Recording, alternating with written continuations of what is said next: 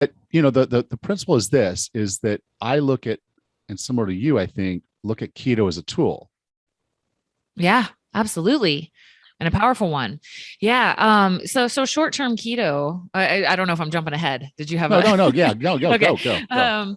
Short-term keto, the way I've had a program for many years now called Keto In and Out, right? That was a precursor to this book. And really what it was born out of was seeing that what a powerful tool keto is. I mean, in our day and age, pretty much, I'm not going to say everybody should do keto because I definitely have times. I just told a woman yesterday, I'm like, I don't think you need to do keto. Like, I already think you're metabolically flexible, you're thin, you're healthy, you're thriving. Like, I don't see a need for it. But most of us, we literally get into our car.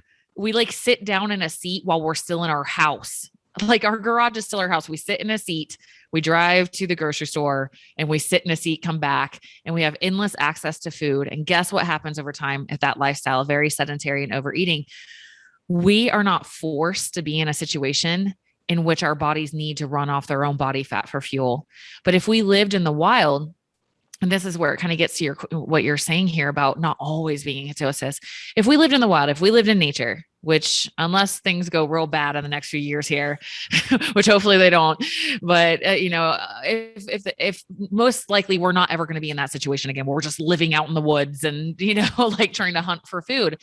But that is our natural state. That is what our bodies, that's what they evolved upon over many thousands of years, was not always having endless access to food and having to move even when you don't really feel like it so that you can have food. And guess what happens as a result of that? Our bodies would go into ketosis naturally. So what does this mean?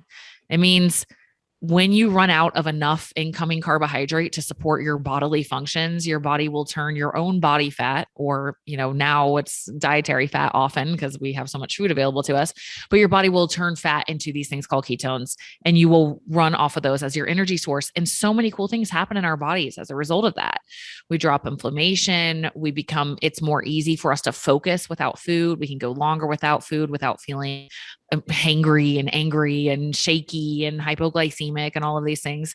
And, gut healing benefits. It's really powerful for the body. Our brain gets a boost. They go through our blood brain barrier. We have more mental energy. And some people hypothesize that maybe that was to help us go hunt and find more food. We want to be mentally clear. So we don't do this. Why would you do this? Why would you do this? Why would you like sit there and be uncomfortably hungry and you have everything you could ever imagine sitting in your pantry just waiting for you to eat it? We're just not going to, because we don't have to.